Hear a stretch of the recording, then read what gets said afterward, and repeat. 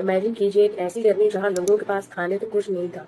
Year 1877 में India के कई हिस्सों में हालात इतने खराब हो गए थे कि लोग भूख से सड़कों पर दम तोड़ने लगे।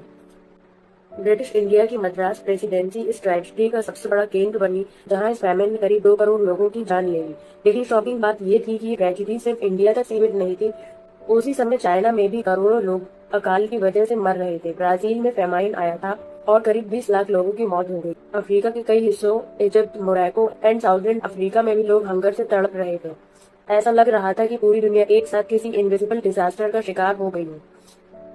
अमेरिका के मिनीसोटा में तो उस साल को द ईयर विदाउट विंटर कहा गया। ऐसा लगा जैसे सर्दियां आई ही नहीं। अब सवाल उठता है, आखिर 1877 में ऐसा क्या हुआ था जिसने पूरी दुनिया को हिला दिया। इस डिजास्टर के पीछे ना कोई वॉर था, ना अर्थक्वेक, ना कोई डिजीज। इसकी शुरुआत हुई थी पैसिफिक ओशियन के एक छोटे से हिस्से से। वहां के फिशरमैन इस फिनोमिना को प्यार से एल नीनो कहते थे, यानी द लिटिल बॉय। लेकिन 1877 में यही एल नीनो इतना पावरफुल बन गया कि इसने दुनिया भर के वेदर पैटर्न्स बदल दिए, करोड़ों लोगों की डेथ का कारण बना।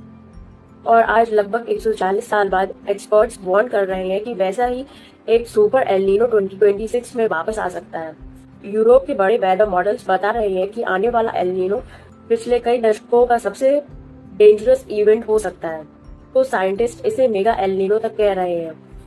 प्रेडिक्टर्स साफ इशारा कर रही है कि 2026 की गर्मियां हिस्ट्री की सबसे ब्रूटल समर्स में से एक हो सकती है।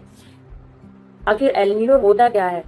नॉर्मली पैसिफिक ओशियन के ईस्टर्न साइड पर ठंडा पानी ऊपर आता है और वेस्टर्न साइड यानी ऑस्ट्रेलिया की तरफ गर्म पानी जमा रहता है। ट्रेड विंड्स लगातार ईस्ट से वेस्ट की तरफ बहती रहती हैं और इस बैलेंस को बनाए रखती हैं। लेकिन जब ये विंड्स कमजोर पड़ जाती हैं, तब साउथ अमेरिका के पास ठंडा पानी ऊपर आना कम हो जाता है।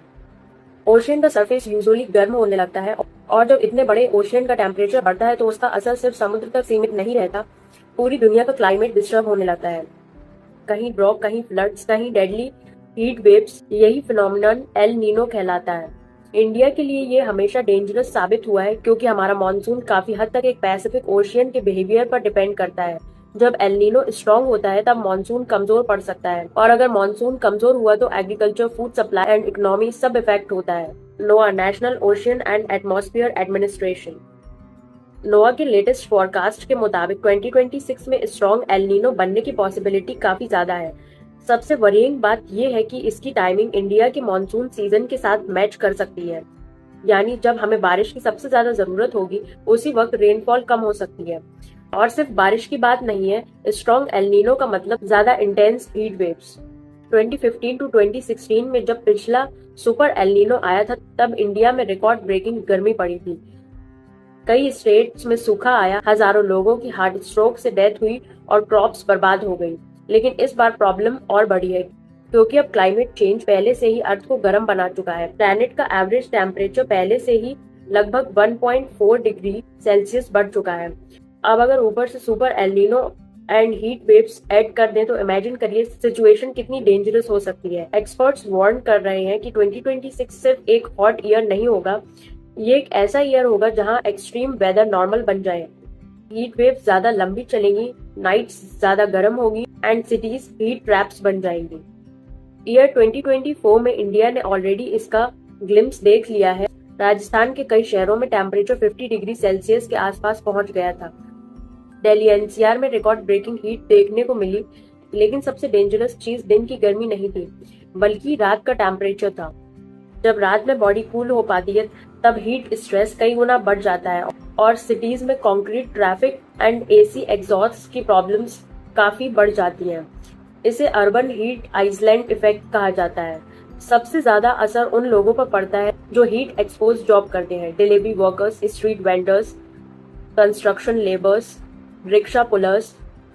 ये लोग घंटों धूप में काम करते हैं। इनके पास ना प्रॉपर प्रोटेक्शन होता है और ना ही आराम करने की सुविधा। स्टडीज बताती है कि हीट वेव्स के दौरान वर्कर्स की इयररिंग्स तक गिर जाती हैं क्योंकि एक्सट्रीम हीट में लंबे समय तक काम करना ऑलमोस्ट इम्पॉसिबल हो जाता है। और सैडली इंडिया में हीट वेव डेथ्स अक्सर ऑफिशियली काउंट भी नहीं की जाती। अब सवाल उठता है, सोल्यूशन क्या है? सबसे सिंपल और पावरफुल सोल्यूशन है, रिसर्च बताती है ज्यादा ट्रीज लोकल टेम्परेचर को कई डिग्री से कम कर सकते हैं।